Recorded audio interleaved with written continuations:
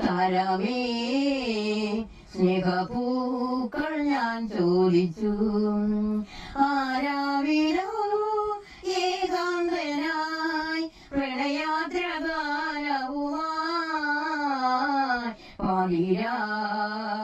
താരമേ. എല്ലാവർക്കും കോൺവേഴ്സ് ഇതിലേക്ക് സ്വാഗതം. നമുക്കെല്ലാവർക്കും ഒരുപക്ഷെ നമ്മുടെ ജീവിതത്തിൽ വലിയ വലിയ കാര്യങ്ങളൊന്നും ചെയ്യുവാൻ സാധിക്കില്ല. എന്നാൽ കുഞ്ഞു കുഞ്ഞു കാര്യങ്ങളൊക്കെ ഒരുപാട് സന്തോഷത്തോടെ ചെയ്യുവാൻ സാധിക്കും. മദർ തെരേസയുടെ വാക്കുകളാണിത്. അത്തരത്തിലേക്ക് തൻ്റെ 19ാമത്തെ വയസ്സിൽ തൻ്റെ സ്വപ്നങ്ങളെയും പ്രതീക്ഷകളെയും ആഗ്രഹങ്ങളെയും ഒക്കെ ഒരു ചിറകിനുള്ളിൽ ഭദ്രമാക്കി ഒരു വലിയ സ്നേഹക്കൂടാക്കി മാറ്റിയ ഒരു വ്യക്തിയെ നമുക്ക് പരിചയപ്പെടാം.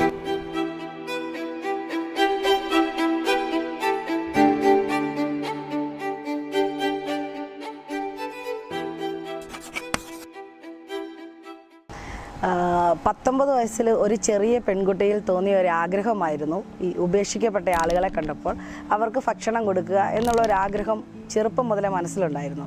അപ്പം എനിക്കൊരു സ്റ്റിച്ചിങ് ഷോപ്പായിരുന്നു. ഞാൻ PMRYയുടെ സ്വയം തൊഴിലിനുള്ള 50,000 രൂപ ഒരു വായ്പ എടുത്ത് തുടങ്ങിയ ഒരു ചെറിയ സ്റ്റിച്ചിങ് ഷോപ്പ്. അപ്പോൾ അതിൽ നിന്ന് കിട്ടിയ ഒരു ചെറിയ വരുമാനം കൊണ്ട് ഞാൻ ഈ ഏറ്റുമാനൂർ അമ്പലത്തിൻ്റെ മുന്നിലിരിക്കുന്നവർക്കൊക്കെ ആഹാരം മേടിച്ചൊക്കെ തുടങ്ങിയ ഒരു ചെറിയൊരു പ്രവർത്തനം ഒരു 8 വർഷം എൻ്റെ സ്വന്തം വരുമാനത്തിൽ നിന്നാണ് ഞാൻ മറ്റുള്ളവരെ സഹായിക്കാനായിട്ട് ഇറങ്ങിയത്.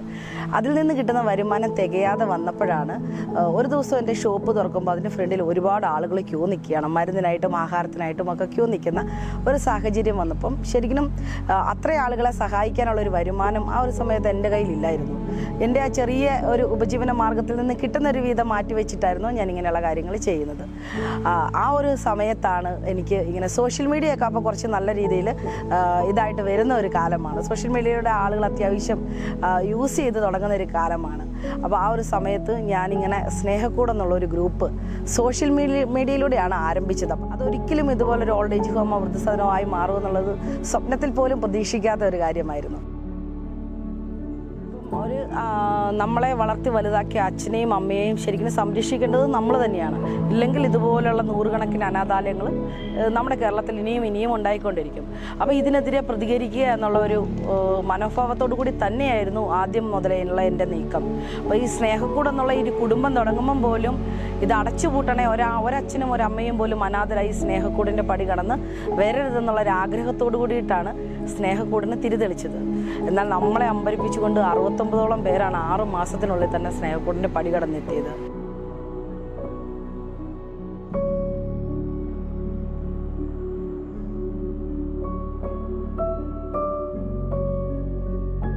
ഒരുപാട് സ്ഥലങ്ങൾ ഞാൻ വിസിറ്റ് ചെയ്തപ്പോഴെല്ലാം അവിടെ ഒരു അടച്ചുപൂട്ടലാണ് എല്ലായിടത്തും നമ്മൾ കണ്ടിട്ടുള്ളത്. അപ്പം അതിൽ നിന്ന് വ്യത്യസ്തമായിട്ടുള്ള രീതിയിൽ ചെയ്യണം എന്നുള്ളൊരു ആഗ്രഹം കൊണ്ടാണ്. അപ്പം ഒരച്ഛനും അമ്മയും അവരുടെ വീട്ടിൽ എന്ത് രീതിയിൽ കഴിഞ്ഞു അതേ രീതിയിൽ തന്നെയാണ് സ്നേഹക്കൂട്ടിൽ. അതിനേക്കാൾ ബെറ്ററായിട്ട് കഴിയാനുള്ളൊരു സാഹചര്യമാണ് സ്നേഹക്കൂട്ടിൽ ഒരുക്കിയിരിക്കുന്നത്. എൻ്റെ ഏറ്റവും വലിയൊരു സ്വപ്നം എന്നുള്ളത് അനാഥാലയം ഇല്ലാത്തൊരു കേരളമാണ് എൻ്റെ സ്വപ്നം.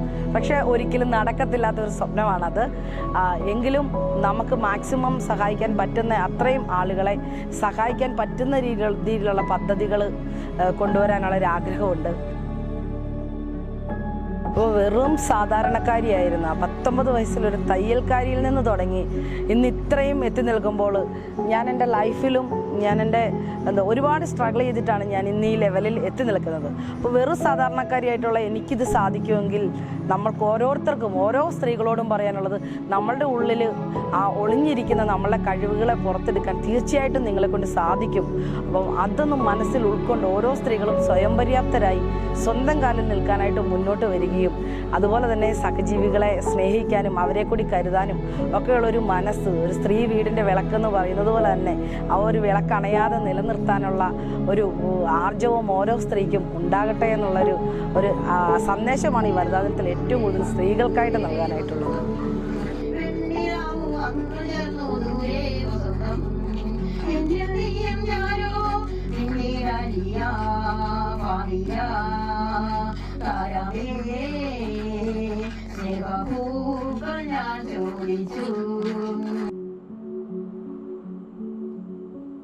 കോൺവേഴ്സ് വിത്തിൽ ICJ ന്യൂസിനു വേണ്ടി ടെക്നിക്കൽ ഡിപ്പാർട്ട്മെന്റിൽ നിന്നും അർജുൻ, അർച്ചന, ക്യാമറാമാൻ നീരജ് നാരായണോടൊപ്പം അനുജ.